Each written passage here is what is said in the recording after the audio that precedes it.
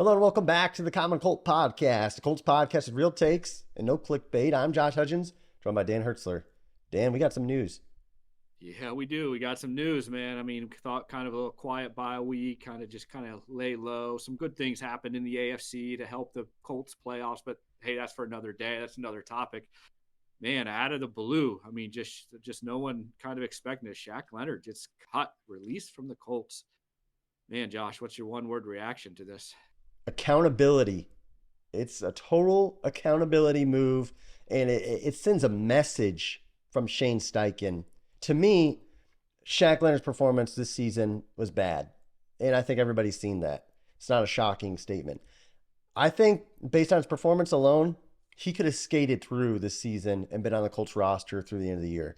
But it was I'm going to call them stupid comments he made at least once or twice to the media, just kind of voicing his frustration. When the Colts are trying to build a culture, rebuild the culture, we've seen it with Shane Steichen in different situations as Deion Jackson after he fumbles twice against the Jaguars. We've seen it against Daryl Baker getting cut or benched, excuse me, after a poor performance. And now we see Shaq Leonard.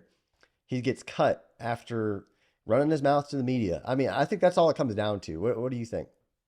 Yeah, I'm going to say the word interesting because I'm buying your theory on the accountability, and I like that.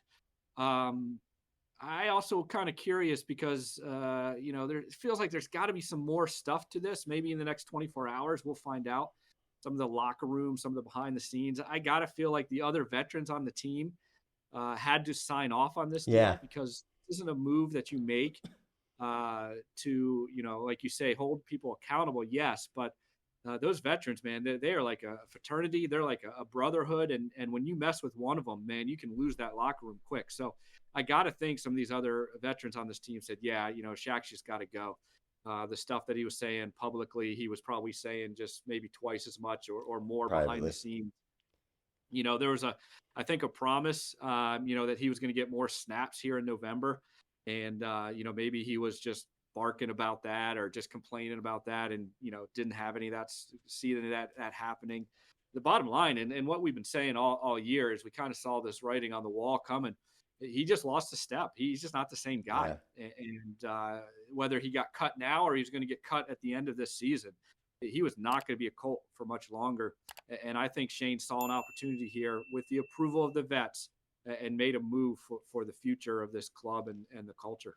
Yeah, that's a really good point. I seen T.Y. Hilton tweeting about it, Kenny Moore posting tweets, Zaire Franklin, just some guys who've been on the team for a couple of years, all kind of share their goodbyes with them. An interesting thing, I also seen Shaq is actually handing out turkeys for an Indianapolis charity thing, even after he got cut. Kind of cool that he did that. But of course, the media seen him and he was asked about it, and he said he was told on Monday, so yesterday, that he was going to be inactive for the game this week, and then he got cut today. And from what I'm reading and hearing, he did not request to be released. This was a personnel decision by the Colts, so it's not like he asked to be released.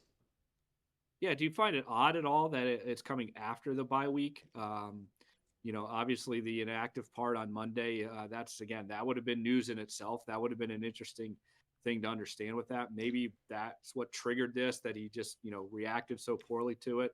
But do you find it odd, the timing of this at all? Yeah, I do. I think that's a good point. To me, after that Patriots game, seems like it would have been a good time. You got a whole week to kind of plan, but the truth is, it's not like you're cutting a guy who is a high performer on your team anyway. I mean, he was getting limited snaps, and when he was on the field, he was not an elite player. So I'm guessing they're just assuming, hey, we'll get some of these young guys some snaps, and kind of, it's not like he was a difference maker anyway. I do one thing that I do find interesting, looking forward to next season, or this off season, the Colts are going to have right around $90 million in salary cap, roughly. I know there's other moves. They're going to re-sign some guys, yada, yada, yada. So even with that Jonathan Taylor contract, this Shaq Leonard being released really frees up a lot of cap space for the future. And we could talk about that later on. But the Colts are going to have a lot of flexibility to improve this roster come this offseason. Yeah, no, I think that's going to be exciting. I think it's going to be, again, kind of another exciting offseason. Last year was exciting for the turnaround. I think this is going to be kind of the rebuild 2.0 type thing. But I guess I get worried just a little bit with injuries. That can happen at any time, and now you've got basically Franklin and Speed are your two main guys. If one of those guys goes down, Yeah. or if we lose both those guys, now the Colts are really kind of struggling there.